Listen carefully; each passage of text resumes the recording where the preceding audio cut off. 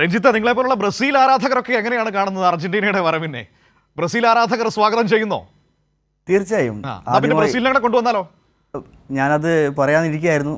എനിക്ക് മനു ആദ്യം പറഞ്ഞൊരു വാക്ക് കടമെടുക്കേണ്ടി വരുന്നു. ആദ്യമായി നമ്മുടെ സർക്കാരിനും നമ്മുടെ സ്പോർട്സ് മിനിസ്റ്റർ അബ്ദുൾ റഹ്മാൻ സാറിനും ഒരു ബിഗ് സല്യൂട്ട് ആദ്യമായി ഞാൻ നേരുന്നു. കാരണം ഇതുപോലുള്ളൊരു വലിയൊരു ലോകോത്തര ചാമ്പ്യന്മാരെ നമ്മളെ കൊച്ചു സ്റ്റേറ്റായി, അത് ഇന്ത്യയിൽ തന്നെ ചെറിയൊരു സ്റ്റേറ്റായ കേരളത്തിൽ എത്തിക്കുക എന്ന് പറഞ്ഞാൽ അത് മെസ്സിനെ ആരാധിക്കുന്ന ആൾക്കാരായാലും അല്ലാത്ത ഞങ്ങളെപ്പോലുള്ള ബ്രസീൽ ഫാൻസ് ആയാലും അതൊരു വലിയ കാര്യം തന്നെയാണ്. അവിടെ നമുക്ക് ടീമൊന്നുമില്ല. അപ്പം ഞാനിട്ടിരിക്കുന്ന ഒരു ടീഷർട്ടിൽ വായിക്കാൻ നിങ്ങൾക്ക് നോക്കിയാൽ മനസ്സിലാവും, ഇവിടെ മെസ്സി എന്ന് എഴുതിയിട്ടുണ്ട്. നിങ്ങൾക്ക് ആരെങ്കിലും നോക്കിയാൽ മനസ്സിലാവും. പക്ഷേ ഏറ്റവും വലിയൊരു കാര്യമാണ് നമുക്ക് നമ്മുടെ ഇന്ത്യൻ ഫുട്ബോളിൻ്റെ വളർച്ചയ്ക്ക് വലിയൊരു മുതൽക്കൂട്ടാവാൻ നമ്മുടെ ഈ ഒരു ചെറിയൊരു സംസ്ഥാനം നമുക്ക് കഴിയുമെങ്കിൽ, നമ്മുടെ ഗവൺമെൻറ് ഇത്രയും വലിയൊരു കാര്യം ചെയ്യാൻ സാധിച്ചിട്ടുണ്ടെങ്കിൽ അത് വലിയ ഒരു അച്ചീവ്മെൻ്റ് ആയിരിക്കും എന്ന് ഞാൻ കരുതുകയാണ്. ഞാൻ ഈ പറഞ്ഞ പോലെ ടീം വരുന്നതോടൊപ്പം തന്നെ ടീം ഒരു വശത്ത് വരുന്നു, പക്ഷേ അവർ കളിച്ചു മടങ്ങും. പക്ഷേ അതിനപ്പുറത്തേക്ക് ഒരു അക്കാഡമി അർജന്റീന ഇവിടെ സ്ഥാപിക്കാൻ അവർ നമ്മളോട് സഹകരിക്കാൻ തയ്യാറാണ് എന്ന് പറയുമ്പോൾ എനിക്ക് തോന്നുന്നു നേരത്തെ വി പി ഷാജി പറഞ്ഞൊരു വാചകം അതിൻ്റെ കൂടെ ചേർക്കാം. സത്യത്തിൽ അന്ന് അർജന്റീനയുടെ ഫുട്ബോൾ മെമ്പർമാരെ വരെ അത്ഭുതപ്പെട്ടു പോയൊരു സംഭവമായിരുന്നു കേരളത്തിലെ അവരുടെ വലിയ ആരാധന കണ്ടിട്ട്. കാരണം ഇത്രയും വലിയ കട്ടൗട്ടുകൾ വയ്ക്കുക, അവരുടെ അസോസിയേഷൻ്റെ ഔദ്യോഗിക പേജുകളിൽ പോലും നമ്മുടെ ഫുട്ബോൾ പ്രേമം, ഫുട്ബോൾ ഭ്രാന്ത് അതേ രീതിയിൽ പകർത്തുന്നത് നമ്മൾ കണ്ടതാണ്. അപ്പോൾ അർജന്റീന കേരളത്തെ അങ്ങനെ ചെറുതായിട്ട് കാണുന്നില്ല. നമ്മളോട് അത്രമാത്രം ഫുട്ബോൾ സ്നേഹമുള്ളൊരു കമ്മ്യൂണിറ്റി ആയിട്ടാണ് അവർ നമ്മളെ കണ്ടുകൊണ്ടിരിക്കുന്നത്. അതുകൊണ്ടായിരിക്കാം വളരെ വേഗത്തിൽ ഈ ഒരു നടപടികളിലേക്ക് അവർ പോകുന്നത്. തീർച്ചയായും ഞാൻ പറഞ്ഞു വരുന്നത് ഇതേ പോയിന്റിലാണ്. കാരണം നമ്മുടെ കേരളത്തിലെ ഇത്രയും മെസ്സി ഫാൻസ്, അർജന്റീന ഫാൻസ്, അതുപോലെയുള്ള നേരത്തെ പറഞ്ഞ പോലെ അത്രയും കൂടുതൽ ലോകത്ത് കേരളത്തിലുള്ള പോലെ ബ്രസീൽ ഫാൻസും അർജന്റീന ഫാൻസും ഈ ലോകത്ത് എവിടെ ഉണ്ടാവില്ല എന്നാണ് ഞാൻ കരുതുന്നത്. അത്രമാത്രം ആരാധകരുള്ള രണ്ട് കൺട്രിയാണ് ഇവർ രണ്ടുപേരും.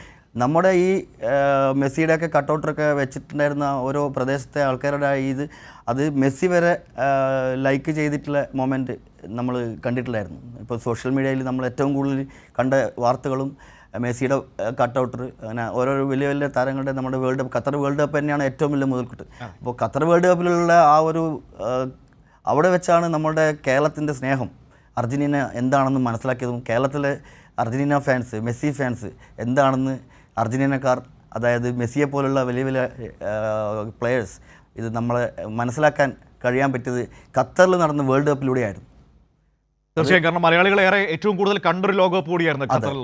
അന്ന് ഖത്തറിൽ വെച്ച് ഞാനും വി പി ഷാജിയും IM വിജയനും ഞങ്ങളെല്ലാവരും പരസ്പരം കണ്ടിരുന്നു. അവിടെ വെച്ച് വാർത്തകളൊക്കെ ചെയ്ത് ഒക്കെ ഉണ്ടായിരുന്നു. ഒരു അപ്പാർട്ട്മെൻറ്റിൽ വെച്ച് ഞങ്ങളെല്ലാവരും കണ്ട് സംസാരിച്ചതാണ്, വാർത്തകളൊക്കെ ചെയ്തതാണ്.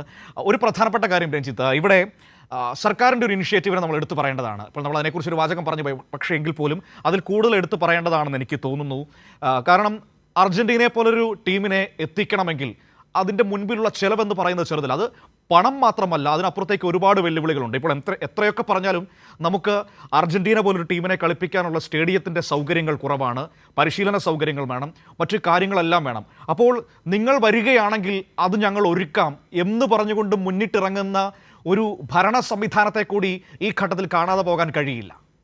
വളരെ വളരെ സത്യസന്ധമായ ഒരു കാര്യമാണ് ഇപ്പം മനു പറഞ്ഞിരുന്നത്. കാരണം നമ്മുടെ കേരളത്തിലുള്ള കളിക്കാർക്ക് ജോലി കൊടുക്കുന്നത് മുതലുള്ള നമ്മുടെ സർക്കാർ ഏറ്റെടുക്കുന്ന എല്ലാ വെല്ലുവിളികളും വളരെ നല്ല രീതിയിലാണ് നമ്മുടെ സർക്കാർ കൊണ്ടുപോകുന്നത് എന്ന് എല്ലാവർക്കും അറിയാം. ഒരു നാഷണൽ ഗെയിംസ് വിൻ ചെയ്താൽ അതിൻ്റെ പ്രൈസ് മണി കൊടുക്കുന്ന ആയാലും, സന്തോഷ് ട്രോഫി വിൻ ചെയ്താൽ അവർക്ക് പ്ലെയേഴ്സിന് ജോലി കൊടുക്കുന്ന കാര്യത്തിലായാലും എല്ലാം ദ്രുതഗതിയിലാണ് ഈ ഗവൺമെൻറ് ഇതുവരെ കൊണ്ടുപോയിട്ടുള്ളത് എന്ന് എല്ലാവർക്കും അറിയുന്നൊരു കാര്യമാണ്.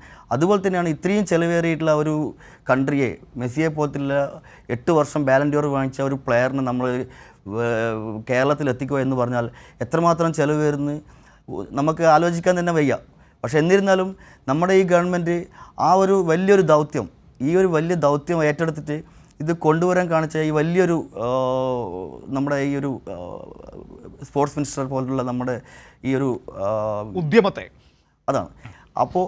അപ്പോൾ ആ ചിലവ് എത്ര വന്നാലും നമുക്ക് നമ്മുടെ ഈ ഫാൻസും അത് ഉൾക്കൊള്ളും, അല്ലെങ്കിൽ അവരും അത് എന്തെങ്കിലുമൊക്കെ ചെയ്യാൻ അവരും തയ്യാറായി മുന്നോട്ട് വരാൻ ചാൻസ് കൂടുതലാണെന്നാണ് എനിക്ക് തോന്നുന്നത്.